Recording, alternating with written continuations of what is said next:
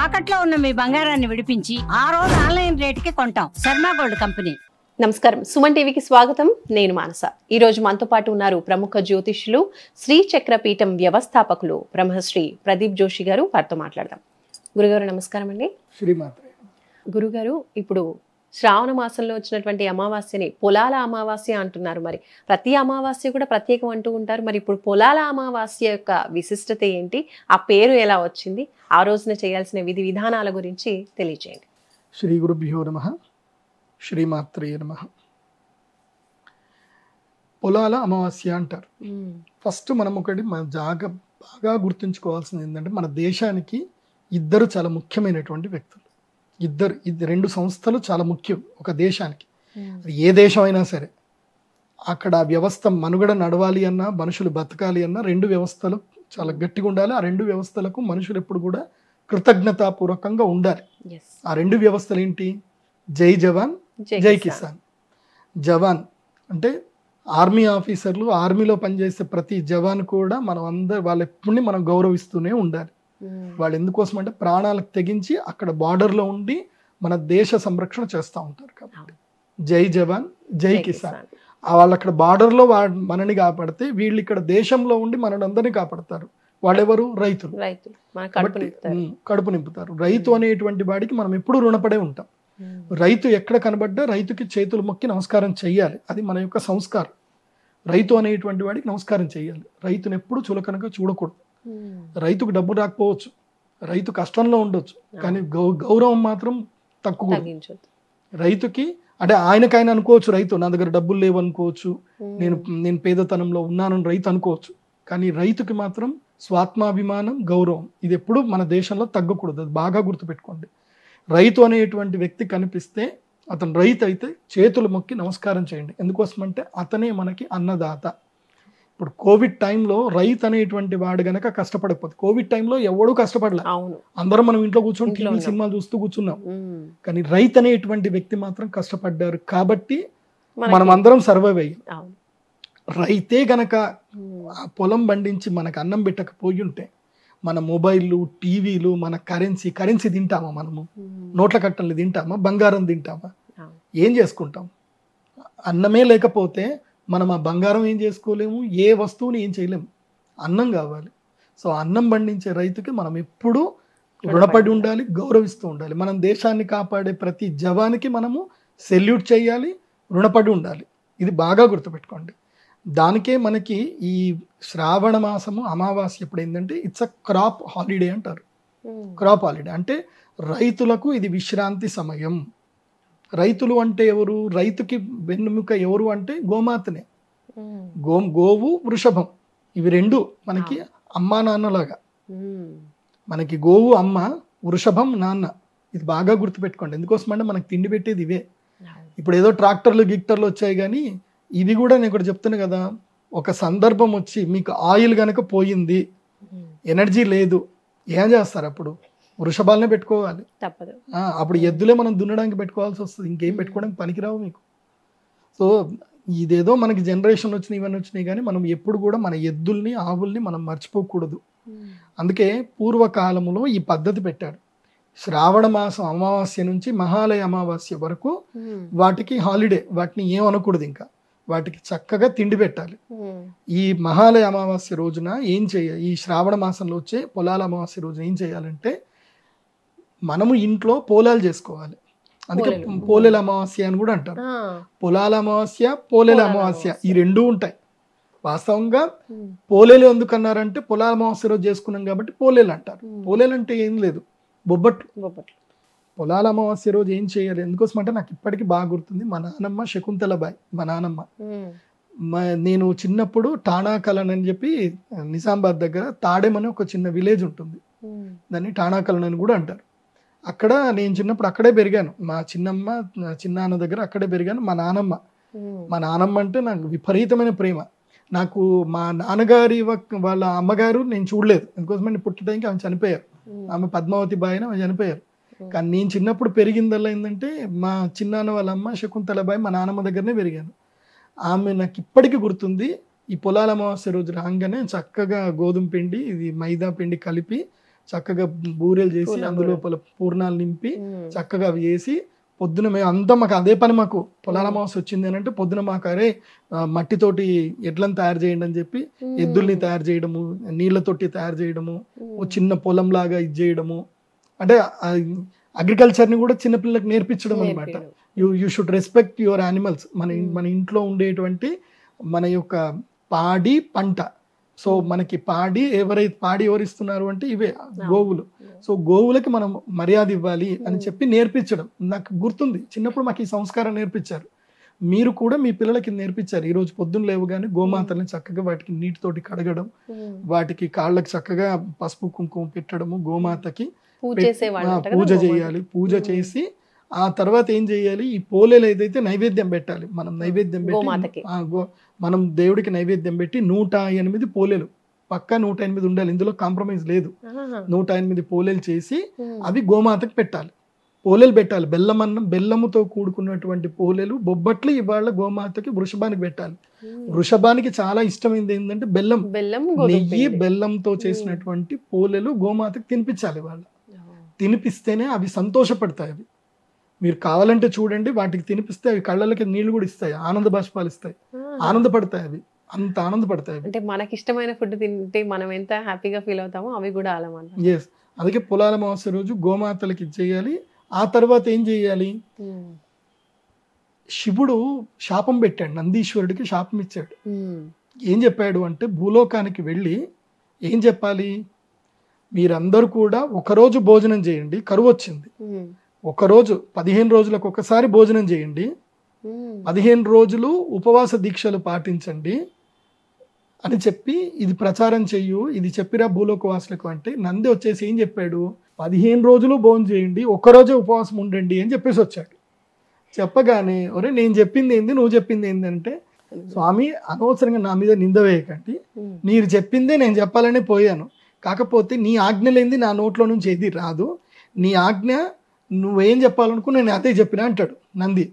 శివుడితోటి గొడవ పెట్టుకుంటాడు ఆయన. ఎందుకోసం అంటే వాక్కుకి అధిష్టాన దేవత నీవే కదా స్వామి, జ్ఞానాధిష్టాన దేవత కూడా నీవే, నేను అక్కడే లేదని చెప్పానంటే నువ్వు చెప్పినట్టు కిందికి వెళ్ళాక నేను చెప్పినట్టు ఉంది అని అంటే అప్పుడు శివుడు అంటాడు సరే అట్లయితే మంచిదే, నువ్వే ఆ 15 రోజులు వాళ్ళందరికీ వంట వండించి పెట్టు, ఒక్కరోజు వాళ్ళు ఉపవాసం ఉండని, ఒక్కరోజు ఏకాదశి ఉపవాసం ఉంటారు 15 రోజులకి, సో మిగతా 14 రోజులు వాళ్ళందరూ భోజనాలు పెట్టాలి కదా, మరి ఎవరు చేస్తారు అంటే నువ్వే వెళ్ళి భూమి లోపల భోజనాలు పెట్టు అని చెప్పి గో పరివారాన్ని పంపించాడు. కాబట్టి వృషభానికి ఏంటంటే ఈ మళ్ళీ అప్పుడు వృషభము నందీశ్వరుడు ముక్కుంటాడు, నన్ను భూమికి పంపిస్తే ఎట్లా స్వామి, మళ్ళీ నేను నీ దగ్గరికి రావాలి కదా స్వామి, నాకు ఏదైనా అనుగ్రహం చేయి ఉంటే అప్పుడు చెప్తాడు, ఈ పొలాల అమావాస్య రోజు ఏ మానవులైతే గనక మీ ద్వారా అన్నపానాలు పొందుతారు, ఏ మానవులైతే నీ ద్వారా అన్నపానాలు పొందుతారో వాళ్ళు ఏం చెయ్యాలి, ఈరోజు వృషభములను గోవులన్నింటినీ కూడా దేవాలయానికి చుట్టూ ప్రదక్షిణ చేయించాలి, దేవాలయ ప్రదక్షిణ చేయించాలి, ప్రత్యేకంగా చేయించాలి. వాళ్ళ చేయిస్తే ఎప్పుడైతే మీరు దేవాలయానికి 5 ప్రదక్షిణలు చేస్తారో అప్పుడు మీకు మోక్ష సిద్ధి ఉంటుంది, అంటే మళ్ళీ మీకు ఈ జన్మ రాదు అని చెప్తారు. కాబట్టి బాగా గుర్తుపెట్టుకోండి, ఎవడైతే ఇంకోటి అది కూడా గుర్తుపెట్టుకోండి, ఈ వృషభ జన్మ ఎవడికంటే వాడికి రాదు, ఎవడికి వస్తుంది, ఎవడైతే అన్నాన్ని దొంగతనం చేస్తాడు, ఎవడైతే అన్నాన్ని అమ్ముకుంటాడో, అన్నాన్ని అమ్ముకుంటడం కూడా దోషమే, అన్నాన్ని అమ్ముకోకూడదు, అన్నాన్ని ఎవడైతే అమ్ముకుంటాడో, ఎవడైతే గనక చెట్లని నరుకుతాడో, ఎవడైతే క్రాప్ని అనవసరంగా పాడు చేస్తాడో, సో తిండిని సింపుల్ చెప్పాలంటే తిండిని ఎవడైతే దుర్వినియోగం చేస్తాడో, తిండి అయితే నువ్వు తినాలి లేకపోతే ఎవడైనా తినిపించాలి, దాన్ని నిరర్థకం చేస్తావో నీకు వృషభ జన్మ వస్తుంది, నీకు వృషభ గో జన్మ వస్తుంది. సో అప్పుడు నీకు కొరడా దెబ్బలు పడతాయి, నువ్వు దున్నాల్సి వస్తుంది, నీ మీద ఎవడు దయాదాక్షిణ్యాలు చూపించాలి, గొడ్డులాగా అదే గొడ్డు, అదే కదా గొడ్డు కష్టం అంటారు కదా, ఎందుకు అంటారు అదే. సో నీకు ఆ జన్మ వస్తుంది, నువ్వు ఆ జన్మ నుంచి తరించాలి అని అంటే ఏం చేయాలి అంటే ఈ పని చేయాల్సిందే. అందుకే మీరు నేను ఆ మధ్య ఎట్టినట్టు రోడ్ల దగ్గర వెళ్ళినప్పుడు ఒక దగ్గర చూసా, గానుగ నూనె అని చెప్పేసి అంటారు. ఆ ఎద్దు తిరుగుతానే ఉంది, వాడు కొడతానే ఉంటాడు, అది తిరుగుతానే ఉంది, దానికి కష్టం వచ్చిందని వాడు చూడట్లా. మనకు బాధ అనిపిస్తుంది, నేను భోజనం చేసేంత గంట సేపట్లో అక్కడ ఫుడ్ ఆర్డర్ చేశాను, ఫుడ్ వచ్చింది, తిని ఇదంతా గంట ప్రాసెస్, ఆ గంట సేపు నేను ఆ ఎద్దును చూస్తానే ఉన్నా, అది తిరుగుతానే ఉంది, ఎంత కష్టం చూడండి.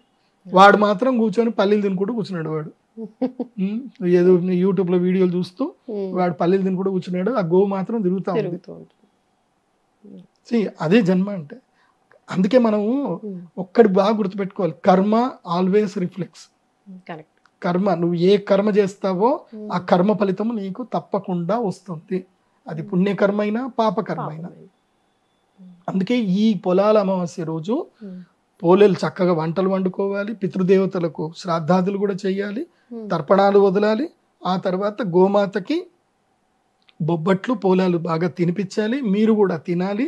ఆనందంగా ఆ గోవులతోటి కలిసి దేవస్థానంకి వెళ్ళాలి. దేవాలయం చుట్టూ తప్పకుండా, ముఖ్యంగా శివాలయం, ఇంకా వేరే ఆలయమైనా ఓకే. ఎందుకోసమంటే శివస్య రూపం విష్ణువు, విష్ణోశ్చ హృదయం శివ అన్నట్టుగా చెప్పారు కాబట్టి శివకేశవులకైతే భేదం చెప్పకూడదు. కాబట్టి మీరు ఏ దేవస్థానంకి వెళ్ళండి, నా అంతా శక్తి స్వరూపమే. తప్పకుండా ఈ రోజు గోమాతల్ని, వృషభములని, గో అంటే 2 అర్థం వస్తుంది గుర్తుపెట్టుకోండి, వృషభము తర్వాత ధేను 2 అర్థాలు వస్తాయి గో అంటే. కాబట్టి వాటిని తప్పకుండా తిప్పండి. ఇంకోటి బాగా గుర్తుపెట్టుకోండి, వాటికి ముఖ్యమే కాదు, ఇవాళ ఎవరెవరైతే గనక ఈ అమావాస్య రోజు, పొలాల అమావాస్య రోజు గోవులతో కలిసి ఎవరైతే తిరుగుతారో వాళ్ళకు కూడా మోక్షం కలుగుతుంది, వాళ్ళకు కూడా పుణ్యం కలుగుతుంది, వాళ్ళకి పుణ్యలోకాలకు వెళతారు. కాబట్టి ఇవాళ తప్పకుండా పనిచేయండి. అందుకే మా నాన్నగారు బ్రహ్మశ్రీ కృష్ణ జోషి గారు నిజామాబాద్లో, అంటే ఇందూరు అంటారు, ఆ ఇందూరులో దుబ్బా అనేది ఒక క్షేత్రం ఉంటుంది. దుబ్బాలో ఆంజనేయ స్వామి దేవస్థానానికి మా నాన్నగారు పూజ చేసేవాడు. అక్కడ రైతులందరికీ ఈ విషయం తెలీదు, మా నాన్నగారు చెప్పి ఆ రైతులందరితోటి తప్పకుండా ఈ మనము తిప్పాలి, ఆవులను తిప్పాలి అని చెప్పి ఒక పద్ధతి పెట్టించారు. మా నాన్నగారు ఉన్న రోజులు ఆ పద్ధతి నడిచింది. తర్వాత మళ్ళీ వాళ్ళు నడిపిస్తున్నారో లేదో తెలియదు. కానీ నేను మీ అందరికీ చెప్పేది ఒకటే, రైతులందరికీ చెప్పేది ఒకటే, మీరు కృతజ్ఞతాపూర్వకంగా ఉండండి. మీకు మేము ఎంత గౌరవ మర్యాదలు ఇస్తున్నామని చెప్తున్నామో, మీరు కూడా గోమాతలను సంరక్షించే దానిలో మీరు కూడా అంతే బాధ్యతని స్వీకరించాలి. గోవుని అమ్మినటువంటి వాడికి పునర్జన్మ దారుణంగా ఉంటుంది. గోవుని అమ్ముకుంటే వాడికి వచ్చే జన్మ ఎంత దారుణంగా ఉంటుందంటే 100 జన్మల పాటు వాడు దారుణంగా బతుకుతాడు చెప్తున్నా. గోవుని అమ్మకూడదు, కటిక వాడికి గోవుని అమ్మకూడదు. గోవుని అమ్మినావా నీ తరతరాలు వంశం లోపల నానా రోగాలు రుష్టులు పడి నీ వంశం లోపలనే నువ్వు పుడతావు. నీ కొడుకే నిన్ను తుక్కు కొడతాడు, నీకు అన్నం పెట్టరు, నిన్ను దారుణంగా చూస్తారు, నీ కుష్టు వ్యాధులు వస్తాయి, రోగాలు వస్తాయి. గోవుని అమ్మకూడదు. గోవుని అమ్ముకున్నా అమ్మని అమ్ముకున్నట్టే. అమ్మని గోవుని 2 సమానంగా చూసుకోవాలి. కాబట్టి రైతన్న ప్రతి ఒక్క వ్యక్తి కూడా గోవు నుంచి గోమయాన్ని పొందాలి. గోవు నుంచి మీరు ఏదైనా గోమయం పొంది దాని ద్వారా మీరు ప్రాకృతికమైన వ్యవసాయం చెయ్యండి. కానీ గోవుని కటికవాడికి అమ్మిన డబ్బుతో నువ్వు ఏం తిన్నా గానీ అది నీకు ఆ క్షణంలో, నేను ఈ ఆవు నమ్మితే నాకు 70,000 వచ్చినాయి అని నువ్వు అనుకోవచ్చేమో. ఆ 70,000 1,00,000 కాదు, నువ్వు దానికి మించి 1కి 100 రెట్లు నువ్వు రుణం తీర్చుకోవాల్సి వస్తుంది. అంటే నువ్వు 70,000 వచ్చినాయి అనుకుందాం, నువ్వు 7 కోట్ల రూపాయల మటుకు నువ్వు ఈ ప్రాణికోటికి నువ్వు సహాయం చేయాల్సిందే, అంటే సేవ చేయాల్సిందే. నువ్వు ఆ డబ్బు తీసుకుంటే అంటే ఏదో ఒక రూపములో నువ్వు దాసుడు అయిపోతావు. కాబట్టి గోవుని హత్య మూలకంగా డబ్బు సంపాదించకండి. అంతకన్నా దారుణమైన జీవితం, అంతకన్నా దారుణమైన డబ్బు ఇంకొకటి ఉండదు. బాగా గుర్తుపెట్టుకోండి. గురుగారు, పొలాల అమావాస్య అంటున్నారు కాబట్టి ఖచ్చితంగా పొలాలు ఉన్న వాళ్ళు అంటే రైతులే చేయాలా, లేదంటే ఈ విధి విధానం ప్రతి ఒక్కరు కూడా చేయాలంటారా? అందరూ చేయాలి. రైతుకి ప్రాధాన్యత ఉంది. మిగతా ఇప్పుడు దీపావళి వచ్చింది, వ్యాపారస్తులు చేస్తారు కానీ రైతులు చేయరు కదా. సో ఒక్కొక్క పండుగ ఒక్కొక్క ప్రత్యేకత ఉంటుంది. ఈ పండుగల ప్రత్యేకత ఏంటంటే గ్రామస్తులు, రైతులకి ఇది ప్రత్యేకత. అదే మనము ఇప్పుడు సామాన్యంగా మనం హైదరాబాద్ సిటీలో ఉన్నాం, మనకి ఆవులు మన ఇంట్లో పెంచుకోలేము, మనం కట్టలేము. కాబట్టి ఏం చేయాలి, ఈ రోజు మనకు తెలిసిన మన పొలం, మన ఊర్లో రైతులు ఎవరున్నా వాళ్ళకి ఏదైనా కొంచెం బట్టలు పెట్టడము, వాళ్ళకి ఏదైనా డబ్బులు ఇవ్వడము, ఏదో ఒకటి చేసి మీరు ధర్మానికి మీరు ప్రతీకగా ఉండండి, గోవుని కాపాడండి అని చెప్పి మనం ఏదైనా డొనేషన్ చేయడము చేయాలి. మీరు చెప్పినట్టుగా పోలేలు చేసి ఇక్కడ కూడా గోవులకి తినిపించడం, గోశాలకి వెళ్ళి అలా కూడా చేయొచ్చు అంటారా? తప్పకుండా చేయాలి. మనకు వీలవుతే తప్పకుండా చేయాలి, వీలు చేసుకొని మరీ చేయాలి. ఇప్పుడు దగ్గరలో గోశాలలు ఉన్నాయి, ఇక్కడ నానక్రామ్గూడలో గోశాల ఉంది, అక్కడికి వెళ్ళి మనం తయారు చేయాల్సిన అవసరం లేదు. మనకు ఆల్రెడీ మనకి రెడీమేడ్ గా దొరుకుతాయి కదా, ఎక్కడ పోయినా రెడీమేడ్ దొరుకుతాయి. నాకైతే మణికొండలో మాకు శ్రీజ అని ఒకటి ఉంటుంది, ఇక్కడ అక్కడికి పోతే రెడీమేడ్ రోజు పోలేలు దొరుకుతాయి మాకు అక్కడ. సో ఎక్కడ పోయినా దొరుకుతుంది. కాబట్టి కొనుక్కోవాలి. ఎక్కడైనా స్వగృహ ఫుడ్ స్టోర్స్ ఉంటాయి, అక్కడికి దొరుకుతాయి. వెళ్ళి డబ్బులు పెట్టండి, కొనండి, గోవుకి తినిపించండి. దానివల్ల ఇంకోటి కూడా జరుగుతుంది. గోవు ఒకవేళ గనక పొలాల అమావాస్య రోజు ఎవరైనా గోవు గనక పోలేలు పెడితే సంతానము లేనటువంటి స్త్రీకి తప్పకుండా సంతానం కలుగుతుంది. ఎందుకోసం అంటే గోవు అనుగ్రహిస్తుంది, సంతోషించి అనుగ్రహిస్తుంది. అట్లా సంతాన సౌభాగ్యం గురించి కానీ విద్యా జ్ఞానం గురించి కానీ గోవుకి ఈ రోజు తప్పకుండా బెల్లం అన్నం తినిపించాలి. చాలా మంచి విషయాలు తెలియజేశారు గురుగారు, ధన్యవాదాలు. శ్రీమాత్రే. చూస్తున్నారు కదండి, పొలాల అమావాస్య గురించి మనకి ఎన్నో విషయాలు తెలియజేశారు. అలాగే ఆ రోజు మనం ఏమేం చేయాలి, చక్కగా గోవుని పూజించుకోవడం, గోవుకి ఇలా పోలెలు బొబ్బట్లు కూడా తినిపించడం వల్ల చాలా మంచి జరుగుతుందని, అలాగే సంతానం లేని వాళ్ళకు కూడా సంతానం కలిగే అవకాశం కూడా ఉందని తెలియజేస్తున్నారు. కాబట్టి ఈ పోలాల అమావాస్య రోజు తప్పకుండా ఈ విధి విధానాన్ని పాటించండి. చూస్తూనే ఉండండి సుమన్ టీవీ. నమస్తే.